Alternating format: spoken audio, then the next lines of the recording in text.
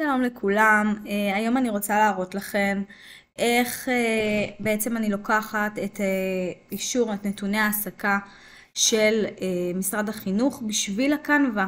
הרבה לא יודעים איך עכשיו אנחנו נכנסים לזה, איך אני בכלל מפיק, חושבים שזה משהו קצת קשה, אז לא, בואו נראה ונעשה את זה שלב אחרי שלב. קודם כל אני נכנסת לגוגל, אני מחפשת פה אישור נתוני העסקה.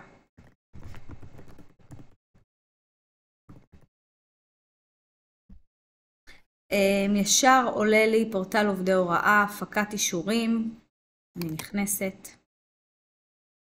אני צריכה בעצם להתחבר לנתונים שלי, להזדהות דרך משרד החינוך, קוד משתמש וסיסמה.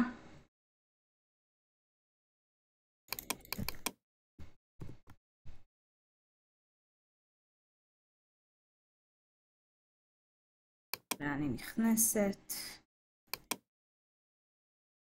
והנה, נכנסתי. עכשיו יש לי כאן אישורים להפקה.